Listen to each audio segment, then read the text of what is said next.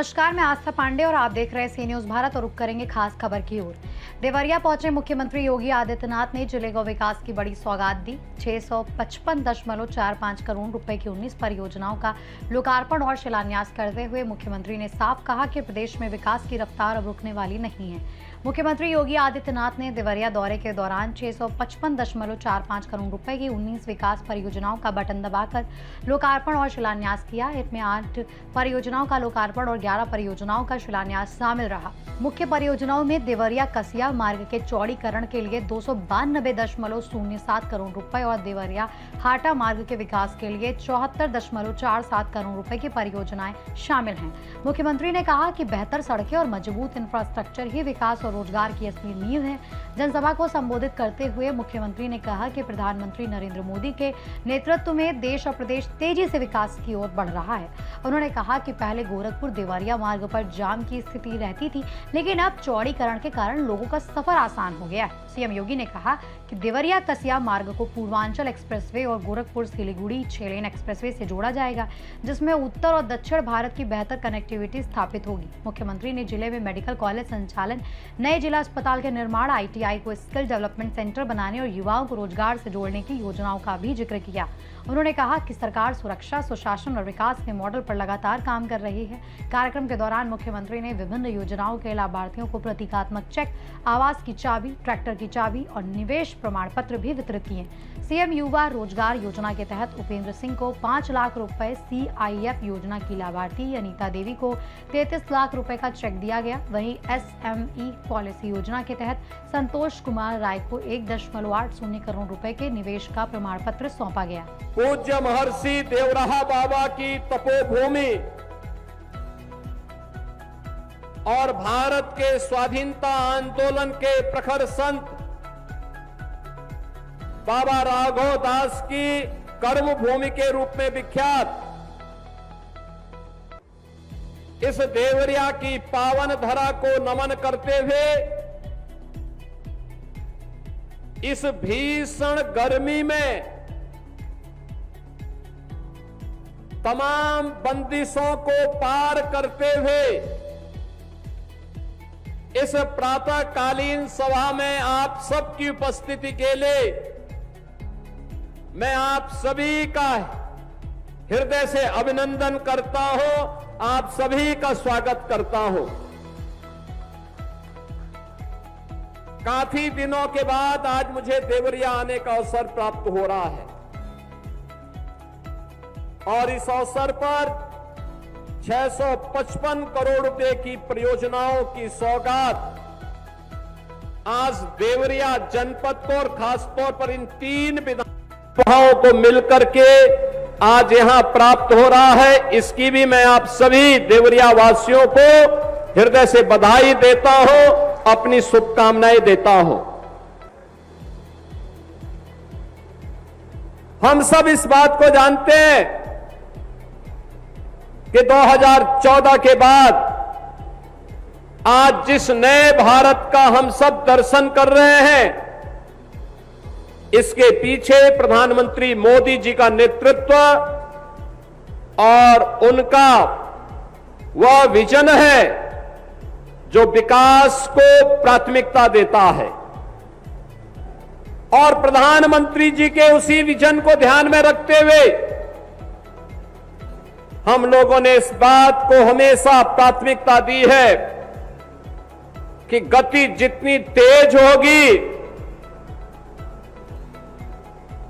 विकास का लाभ उतनी तेजी के साथ आम जन को प्राप्त होगा। आज से 10 वर्ष पहले कोई सोचता भी नहीं था कि 4 लेन की सड़कें हो पाएंगी। और आज मुझे बताते हुए प्रसन्नता है, क्योंकि देवरिया तो पहले जब मैं गोरखपुर से सांसद था, लगभग हर महीने मुझे देवरिया आने का अवसर प्राप्त होता था, लगभग हर महीने, क्योंकि यहां पर तत्कालीन सरकार के उत्पीड़न, तत्कालीन सरकार की अराजकता समाजवादी पार्टी सरकार के द्वारा तुष्टीकरण की नीति पर चल करके जो उस समय व्यवस्था पैदा की गई थी, उसके खिलाफ आंदोलन करने के लिए कभी भारतीय जनता पार्टी, कभी हिंदू वानी, कभी व्यापारिक संगठनों के नेतृत्व में उन कार्यक्रमों का हिस्सा बनने के लिए आना पड़ता था। और तब मैं देखता था कि गोरखपुर से देवरिया की सड़क 2 लेन बमुश्किल थी और उसमें भी कहीं कहां पर वो सिंगल लेन ही थी। हमें चौरी चौरा में वहां पर जाम में फंसना होता था क्योंकि वहां रेलवे क्रॉसिंग था। आज मुझे बताते हुए प्रसन्नता है, गोरखपुर से देवरिया की दूरी अब 4 लेन के कारण और कम हो गई है और आप आसानी से इस दूरी को तय कर सकते हैं। देवरिया से फिर ये मार्ग आगे जाकर के बलिया तक जा रहा है। विकास अब रुकने वाला नहीं है। जब मैं पिछली बार आया था तब यहां पर शाही जी ने, सोलमणि जी ने, यहां के हमारे सभी मान्य विधायकों ने कहा था कि हमारी सड़कों को 4 लेन या 2 लेन की होनी चाहिए। और हम लोग इस बात को जानते हैं कि बगैर इस प्रकार के सड़क इंफ्रास्ट्रक्चर के, अच्छे इंफ्रास्ट्रक्चर के बगैर विकास हो नहीं सकता और विकास होगा नहीं तो रोजगार नहीं सृजित हो सकता है। हमें अच्छे रोजगार के लिए और रोजगार की इन संभावनाओं को, विकास की गति को फास्ट करने के लिए उसी प्रकार का इंफ्रास्ट्रक्चर चाहिए, अच्छी रोड चाहिए, बेहतर कनेक्टिविटी चाहिए। और इसीलिए हम लोगों ने जो भी प्रस्ताव हमारे इन विधायकों ने मेरे सामने रखा, चाहे वह देवरिया से कसिया का मार्ग हो या देवरिया से बरहज का मार्ग, देवरिया के अंदर फ्लाईओवर के मामले हो या अन्य जो भी ब्रिजेज, इन सभी के लिए हम लोगों ने धनराशि स्वीकृत की। और आज मुझे बताते हुए प्रसन्नता है कि इनमें से कुछ कार्यों का आज हम शिलान्यास कर रहे हैं और कुछ का उद्घाटन भी कर रहे हैं। एक शुरुआत है, अंत नहीं है। आपने देखा होगा, यहां सांसद जी कह रहे थे देवरिया में बाईपास बन रहा है।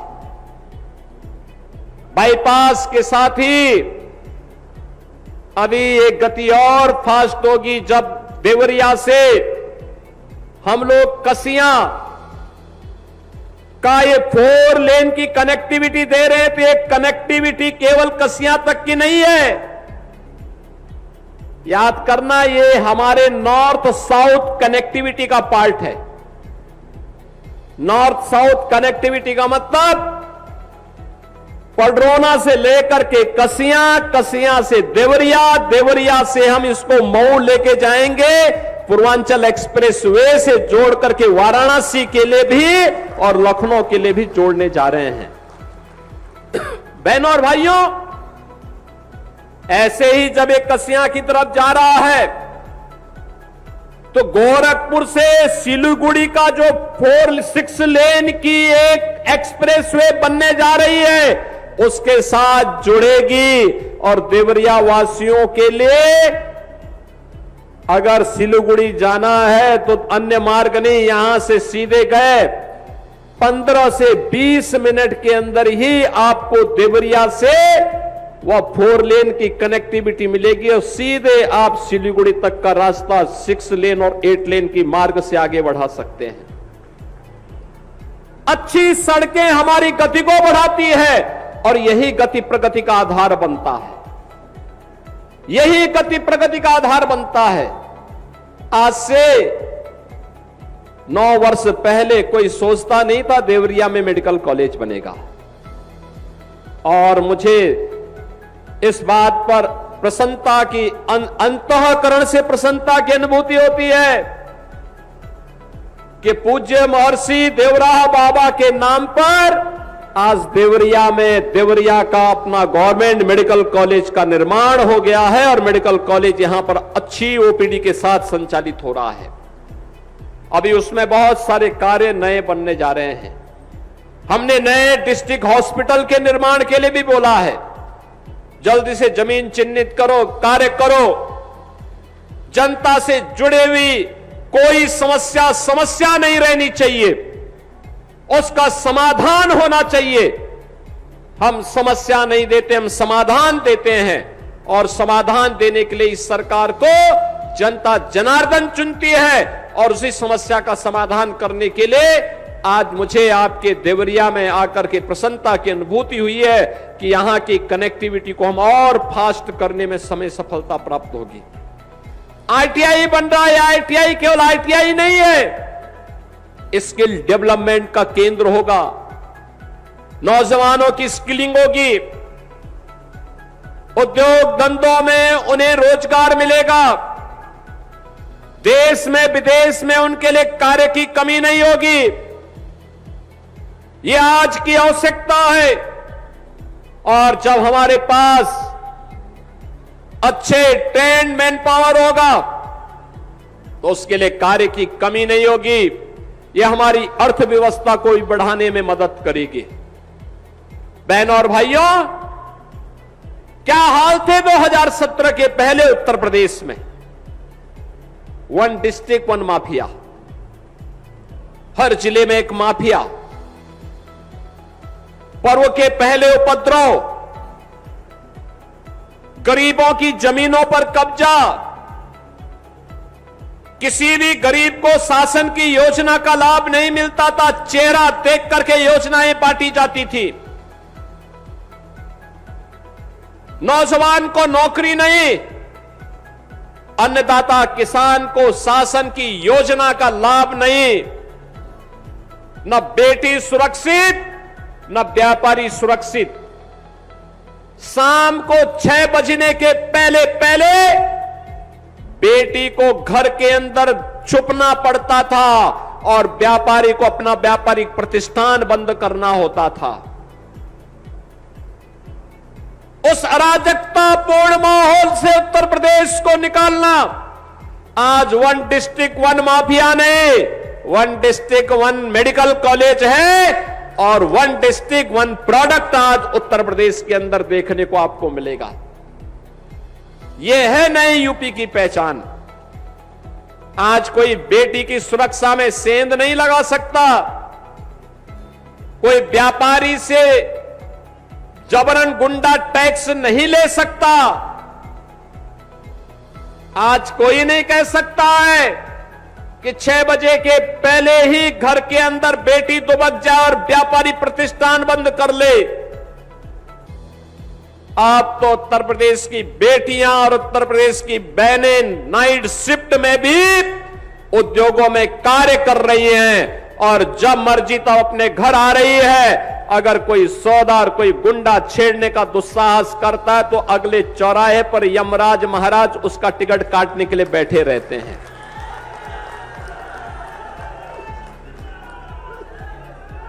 अब हमारा अन्नदाता किसान पलायन नहीं कर रहा है।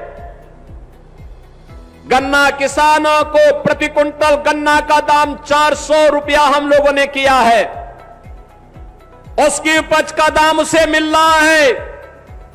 कृषि विभाग की योजना और शासन की योजना का लाभ भी मिल रहा है और प्रधानमंत्री जी ने किसान सम्मान निधि का लाभ भी दिया है।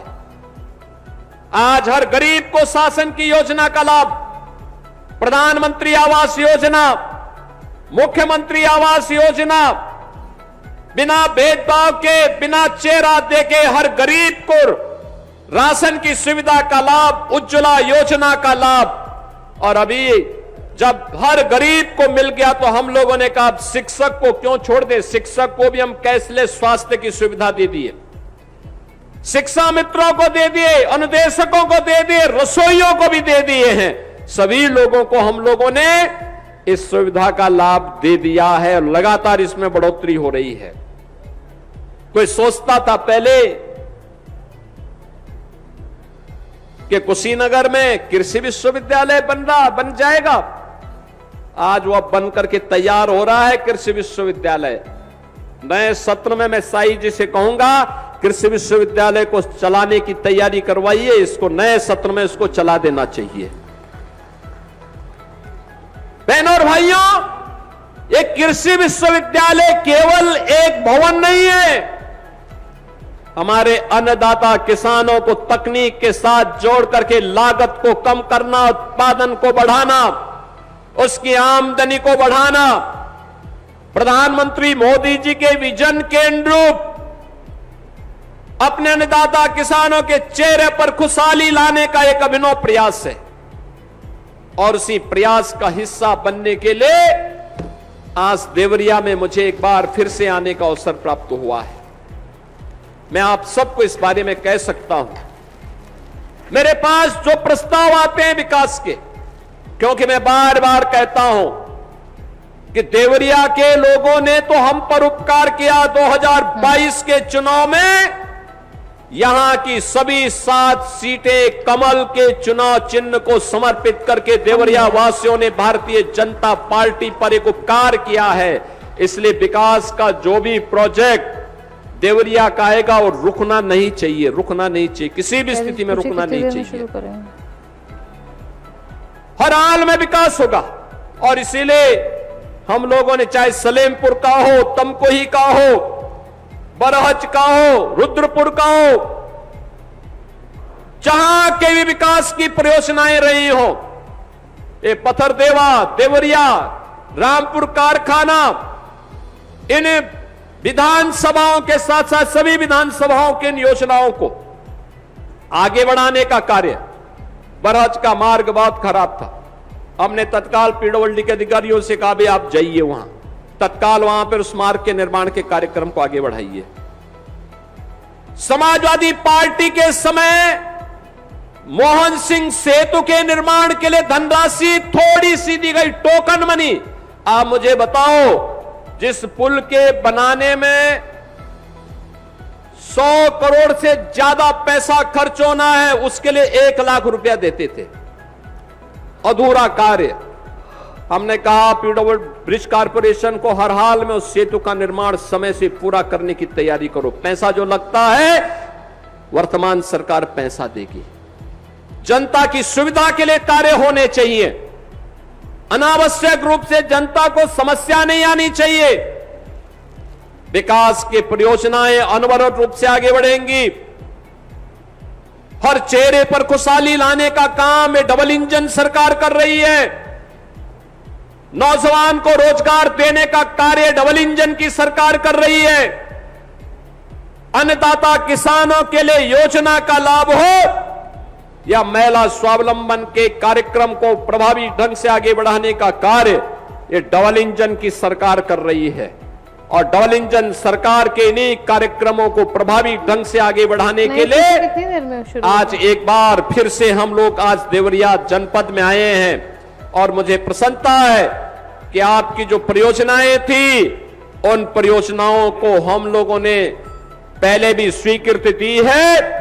और अभी परसों मैंने पीडब्ल्यूडी की कार्य योजना को लेकर के सभी माननीय सांसदों और विधायकों के साथ एक बैठक की है।